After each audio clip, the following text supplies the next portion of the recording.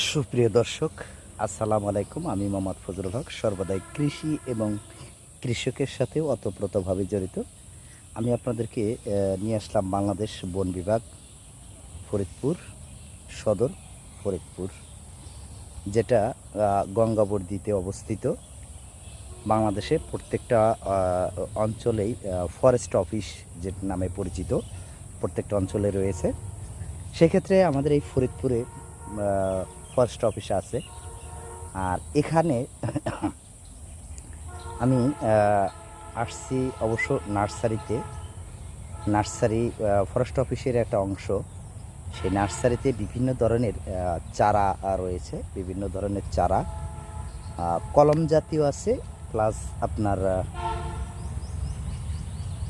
বীজ জাতীয় আছে। অর্থাৎ যেটা কলম দিয়ে তৈরি করেছে এটা কলম জাতীয়, আর যেটা বীজ জাতীয় সেটা বীজ জাতীয় করেছে। সেক্ষেত্রে এখানে বাংলাদেশে নানান ধরনের ফল এবং ফলজ এবং কাঠের গাছও ওনারা চাষ করে থাকেন। আপনার এক অংশ দেখাচ্ছে আম, ওই পাশে আমরা, এখানে কদবেল, এখানে মেহগুনিরও আমরা চারা দেখতে পাচ্ছি। এটা হয়তো বা এখানকার যে কোনো কর্মচারী। আপনারা জিনিসটা দেখতে পাচ্ছেন সেটা হলো অর্জুনের খাল।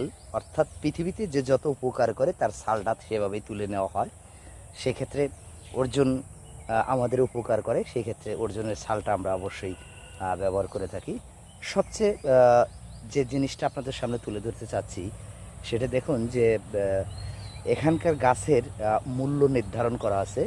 আপনারা দেখতে পাচ্ছেন, এক অংশ নয়, পুরোটাই আমি দেখাচ্ছি আপনাদেরকে। কলমের চারা বাদে সকল চারার সরকারি মূল্য 9 টাকা।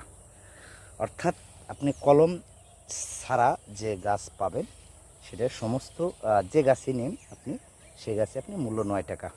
অর্থাৎ আসলে প্রত্যেকটা লোকেরই উচিত আসলে গাছ লাগানো, কারণ আমরা প্রতিনিয়ত গাছ কেটে নিচ্ছি। তাই সেক্ষেত্রে আমাদের নতুন নতুন গাছ তৈরি করতে হবে পরিবেশের ভারসাম্য রক্ষা করার জন্য।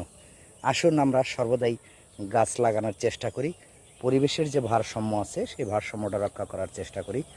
ভালো থাকবেন, সুস্থ থাকবেন কামনা করি। সকলেই ভালো থাকবেন। আসসালামু আলাইকুম রহমতুল্লাহি ওয়া বারাকাতুহু।